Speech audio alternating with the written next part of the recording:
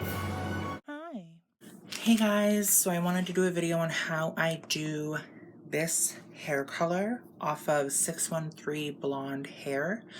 I did want to tell you the colors that I used. I used 6NN, 2N for neutral warm, all with 10 volume. I'm going to show you the technique I used to do my low lights, and then I go over it all with my root technique, which you can see in a previous video. I will link that down below. It's very simple how I do this. I didn't want to take up much time. I showed one technique. I do it the same all throughout the hair. Every single piece of hair is in a foil, whether it's not, even if they don't have colors on them. Like some of them are still very bright blonde and they don't have colors on it. I hope that makes sense. Like I'll put it in a foil and put conditioner on it so hair color doesn't get on that color. That hair color doesn't get on that strand. I'm sorry. So anyway, yeah, I always put a little bit more dark at the bottom. I prefer that look. It gives dimension. But yeah, I wanted to film that video for you guys, so I hope you guys like. If you have any questions, leave down below. Thank you so much for watching and have a great day. Bye. So when parting your hair, you're going to want to part from the top of the eyebrow to the top of the eyebrow, back, and down to the end of the frontal. This is going to be the very top section, and then you will part down the side of the frontal, and that will be another section. Down the side of the other frontal, that will be another section. At which point then I will go ahead and I will work in the back in a brick lay pattern, which means that you're pretty much just scattering the pattern so that it doesn't turn stripy. The reason I like to have it parted like this is because the hair at the top is going to flow down over the hair at the sides. So that means that it will give a more soft appearance. So I'm going to do it the way I'm showing it in this video is how I'm going to do the foils. They're all that way, whereas on the sides, they're all this way. I don't really know how to explain it. I hope that makes sense. If you have any questions, just let me know. But all this hair will kind of flow over the sides and it will be very satisfying. We don't talk about that hair that I missed there. We aren't going to address that.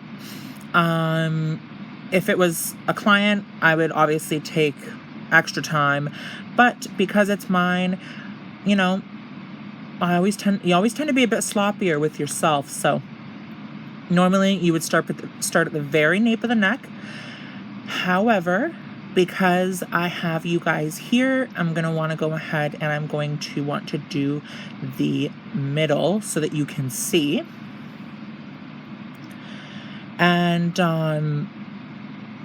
with this, you're going to want to make sure that you have a straight line. With this, I'm just ensuring that my line is straight. Now, this is all styled hair sprayed, so it's a little hard to get it untangled, so that's why I had a little bit of a problem there. And there's another piece that I missed, so we won't address that. And if you do, fuck you. You are going to take a very thin slice. You're going to take the hair that you're going to take such a thin slice that you can read a newspaper through it. That's how we learned in college when I went to hair school how to get a full saturation on the foil. So this piece, which is a weft, I would have to separate because it's way too large. It takes me quite a few tries to separate this into a feasible amount because they are wefts, so it's harder on frontals, it's much easier to just get a straight line, whereas with wefts, the hair is very compact into one small area, so it is harder to separate it. I wanted to mention also, I thought I was cute and I cheaped out on foils from Sally's. I just wanted to let you guys know they're fucking shit and don't buy cheap foils. So I just use them on myself. I don't use them on clients. So I'm just going to rip that in half. And I'm not going to take a section of hair that's wider than the foil. I'm going to take a section of hair that's about an inch smaller than the foil so I can center it correctly. With this, the more up and down you go, the more stripy it will be. So I'm going to do a very, like this is like an up and down.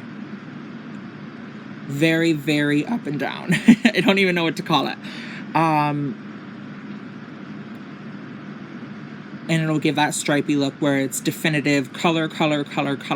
Whereas I like it to be more meshed, I will do a smaller weave.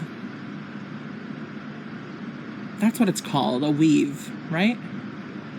Yeah, because it's the other one's like more like a slice. Anyway, so that's the thin ass piece of hair that I'm going to put in this foil. I'm going to wrap the foil around my rat tooth comb so that I can get this as close to the root as possible, which quite obviously is not a priority of mine because I do have some blonde still at the roots.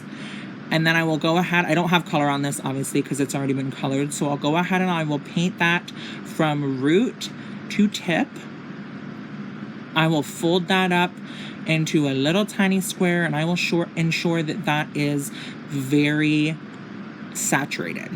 I also would like to be honest with you guys and let you know that this is an extremely long process because I did want to ensure that every single piece of hair was in a foil. The hair that was not colored in the foil, I used conditioner so that the color could not fully saturate the other hair. The conditioner kind of acts as a barrier cream.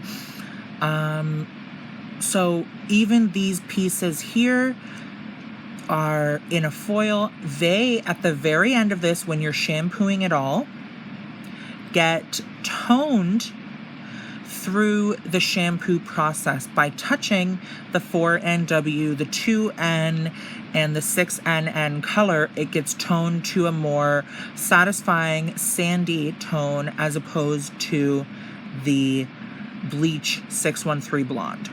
So that's why you see this as a more sandy, cool blonde. And also I wanted to mention the reason I don't fill this prior to coloring over it is because I prefer having the hair dark like this, and then over a couple washes, it will start to fade. Fades very lightly though, like it doesn't fade much. I've never had a problem with putting dark hair over dark color over 613 hair.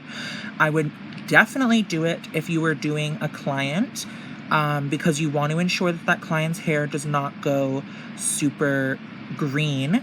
However, 613 hair is very warm, so I've never encountered an issue with this.